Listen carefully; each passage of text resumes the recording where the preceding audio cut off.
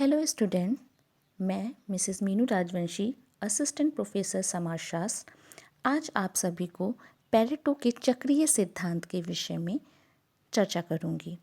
छत्रपति शाहू जी महाराज विश्वविद्यालय के पाठ्यक्रम में बीए द्वितीय वर्ष के द्वितीय पेपर में आपको सामाजिक परिवर्तन के चक्रीय सिद्धांत पढ़ाए जाएंगे। सामाजिक परिवर्तन के चक्रीय सिद्धांत से क्या तात्पर्य है? चक्रीय सिद्धांत वे सिद्धांत हैं जो समाज में जहाँ से हम प्रारंभ हुए थे पुनः लाके हमको वहीं पे खड़ा कर देते हैं। हम जिस स्थिति से प्रारंभ हुए थे जब हम उसी स्थिति में दोबारा पहुंच जाते हैं तो ये एक चक्र होता है। सामाजिक परिवर्तन में समाज के आर्थिक, सामाजिक, राजनैतिक विभिन्न क्षेत्रों में जब हम इस चक्रीय दौर से गुजरते हैं और हमें ऐसे परिवर्तन देखने को मिलते हैं तो उन्हें हम चक्रीय सिद्धांत के अंतर्गत रखते हैं। सामाजिक परिवर्तन के चक्रीय सिद्धांतों में आपको 4 मुख्य विद्वानों के सिद्धांत पढ़ने को मिलेंगे। पहले हैं स्पेंगुलर का सिद्धांत, जिन्होंने the decline of the west में अपनी सभ्यताओं के उत्थान व पतन के सिद्धांत को वर्णन किया है। दूसरा हम टाइनबी का सिद्धांत पढ़ेंगे। इन्होंने स्टडी ऑफ हिस्ट्री में चुनौती एवं प्रत्युत्तर का सिद्धांत प्रस्तुत किया है। पेरेटो का सिद्धांत जो अभिजात वर्ग का परिभ्रमण सिद्धांत कहलाता है। और चौथा हमारे सोरोकिन का सांस्कृतिक गतिशीलता का सिद्धांत। ये 4 प्रमुख सिद्धांत चक्रीय सिद्धांत के अंतर्गत आते हैं। इनमें से हम पेरेटो का सिद्धांत, जिसे अभिजात वर्ग के परिभ्रमण का सिद्धांत कहते हैं, आज उस विषय में पढ़ाएंगे। Theory of circulation of elites, अभिजात वर्ग का परिभ्रमण का सिद्धांत। तो सबसे पहले तो आपको इलीट शब्द का अर्थ समझना ज़रूरी है। इलीट हिंदी में उसको अभिजात भी बोलते हैं, अभिजन भी बोलते हैं। ये ऐसे वर्ग हैं समाज के जो उच्चता की स्थिति को प्राप्त हैं। उच्चता की स्थिति मतलब सामाजिक और आर्थिक रूप से जो प्रतिष्ठित हैं समाज में, ऐसे लोगों को अभिजन या अभिजात वर्ग या एलीट वर्ग के अंतर्गत रखते हैं। विल्फ्रेड पेरेटो ने अपने सामाजिक परिवर्तन का चक्रीय सिद्धांत इन्हीं जो सामाजिक परिवर्तन के जो ये वर्ग व्यवस्था में परिवर्तन हो रहा है, चक्रीय क्रम देखने को मिल रहा है, इस आधार पर समझाया है। इनकी महत्वपूर्ण पुस्तक माइंड एंड सोसाइटी, इसी पुस्तक में आपने अभिजात वर्ग का परिभ्रमण का सिद्धांत दिया है। पेरेटो कहते हैं कि प्रत्येक समाज में हमें 2 वर्ग दिखाई देते हैं। एलिट्स जो हैं इसको इन्होंने 2 भागों में बांटा है। एक को कहा है गवर्निंग एलिट, जिसको हिंदी में बोलेंगे शासक अभिजन। दूसरे को इन्होंने कहा है नॉन गवर्निंग एलिट, अर्थात गैर शासक अभिजन। शासक अभिजन कौन है? शासक अभिजन वे कुलीन लोग हैं जो शासन कर रहे हैं, जो हमारे ऊपर गवर्निंग बॉडी है, उनको इन्होंने कहा है गवर्निंग एलिट, शासक अभिजन। दूसरे इन्होंने गैर शासक अभिजन वे लोग बताए हैं जो शासित हो रहे हैं, अर्थात जिनके ऊपर शासन किया जा रहा है। अब जो भी हमारा ये चक्रीय क्रम है वो शासक और गैर शासक अभिजन के बीच में ही चक्रीय क्रम होता रहता है। कैसे? शासक अभिजन जब अपनी कुशलता और योग्यता में धीरे धीरे ह्रास होने लगता है या वो अपने गुणों को धीरे धीरे खोने लगते हैं, भ्रष्ट होने लगते हैं, तो इस प्रकार वो क्या करते हैं, अपनी स्थिति को खो के, अपनी योग्यता को, अपने गुणों का ह्रास करके भ्रष्ट हो जाते हैं और नीचे की तरफ जहाँ पर हमारी गैर शासक अभिजन है उस स्थान पर आ जाते हैं। अब दूसरी तरफ जो ये गैर शासक अभिजन है वो क्या है? वो योग्य हैं, साहसी हैं और वो शासक अभिजन की ये जो जगह खाली हुई है ऊपर की, उस स्थान को भरने के लिए ऊपर पहुंच जाते हैं। इस प्रकार शासक अभिजन और गैर शासक अभिजन का जो ये चक्र है, उनके मध्य एक चक्रीय प्रक्रिया चलती रहती है।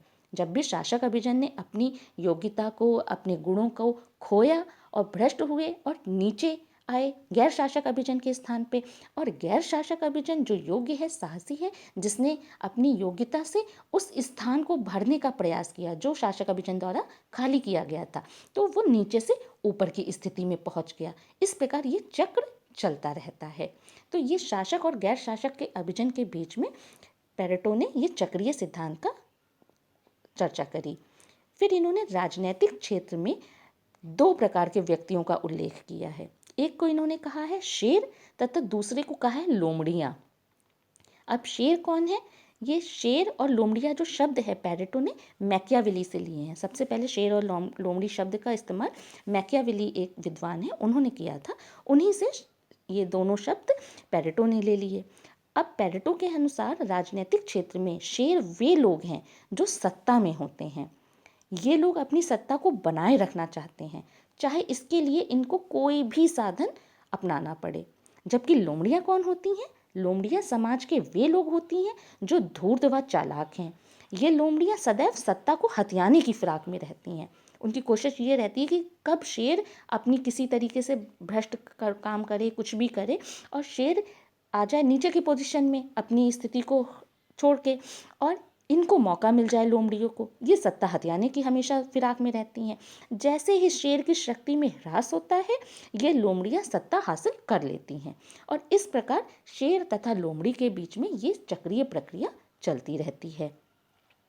फिर पैरेटो ने आर्थिक क्षेत्र में दो प्रकार के व्यक्तियों का उल्लेख किया, सट्टेबाज, इंग्लिश में स्पेकुलेटर्स, तथा निश्चित आय वाले, रेंटियर्स।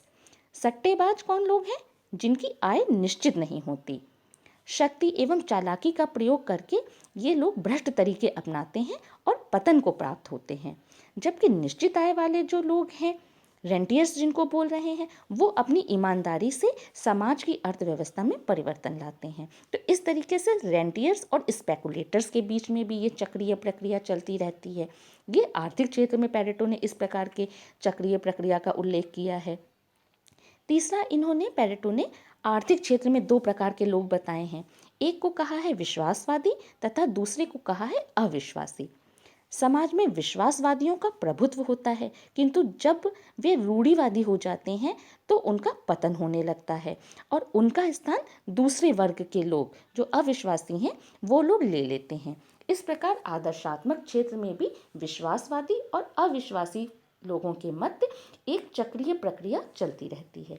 तो पैरेटो का जो मुख्य सिद्धांत है, चक्रीय सिद्धांत, जिसे अभिजात वर्ग का परिभ्रमण सिद्धांत कहा गया है, इसमें इन्होंने इसी चक्रीय प्रक्रिया को, कि जहाँ से शुरू हुए थे हम दोबारा वहीं पहुँचे जा रहे हैं, और राजनैतिक, आर्थिक, आध्यात्मिक आदर्शात्मक दोनों ही क्षेत्रों में इन्होंने अपने अपने अलग टाइप के व्यक्तियों का नाम लिया। जैसे राजनीतिक क्षेत्र में शेर तथा लोमड़ी के मध्य चक्रीय प्रक्रिया हो रही है, आर्थिक क्षेत्र में रेंटियर्स और स्पेकुलेटर्स के बीच में हो रही है चक्रीय प्रक्रिया, तथा आदर्शात्मक क्षेत्र में विश्वासवादी और अविश्वासी लोगों के बीच ये चक्रीय प्रक्रिया चल रही है। इस प्रकार पैरेटो का ये चक्रीय सिद्धांत, अभिजात वर्ग का परिभ्रमण सिद्धांत, गवर्निंग और नॉन गवर्निंग एलिट्स के बीच में, शासक और गैर शासक अभिजन के बीच में चक्रीय प्रक्रिया का द्योतक है।